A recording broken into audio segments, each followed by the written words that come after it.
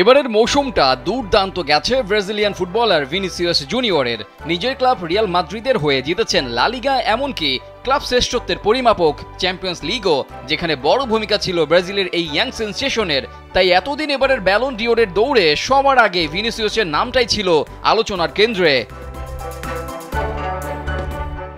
Champions লিগের পরপরই শুরু হয় ইউরোপের শ্রেষ্ঠত্বের আসর, ইউরো চ্যাম্পিয়নশিপ ও লাতিন আমেরিকার শ্রেষ্ঠত্ব প্রমাণের কোপা আমেরিকা।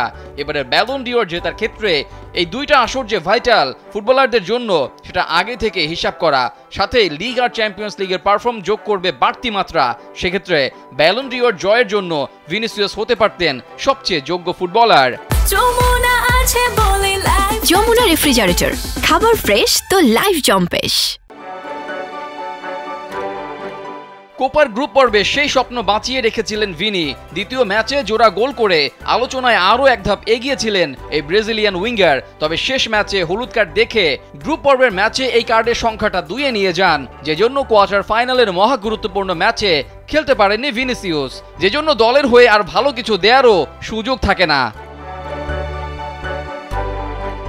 কোয়ার্টার ফাইনালের সেই ম্যাচে উরুগুয়ের কাছে টাই ব্রেকে বিদায় নেয় ভিনিসিয়াসের ব্রাজিল, যেখানেই থেমে যায় তার ব্যালন ডিওর জেতার সম্ভাবনা। আলোচনা যতটুকু ছিল সেসবও ঢাকা পড়ে যায়। এখন শঙ্কাও জেগেছে ফুটবলের মর্যাদাপূর্ণ একক এই পুরস্কারটা আদৌ যাবে কি ব্রাজিলে।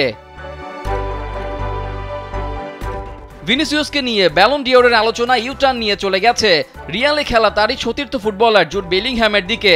21 বছর বয়সী ইংলিশ মিডফিল্ডার রিয়ালে যোগ দিয়ে প্রথম মৌসুমেই রীতিমতো হইচই ফেলেছেন। দলগত সাফল্যের সঙ্গে ব্যক্তিগতভাবে মৌসুম শেষ করেছেন 42 ম্যাচে 23 গোল করে ও 13 গোল করিয়ে।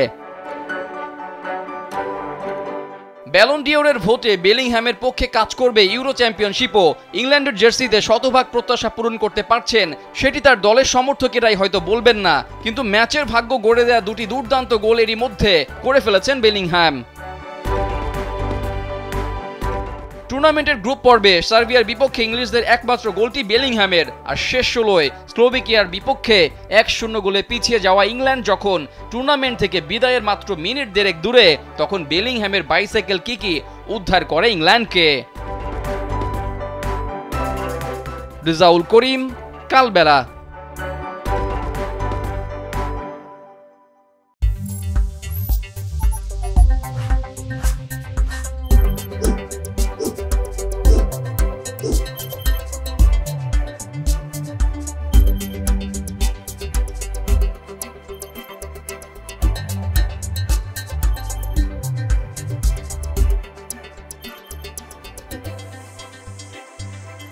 Thank you.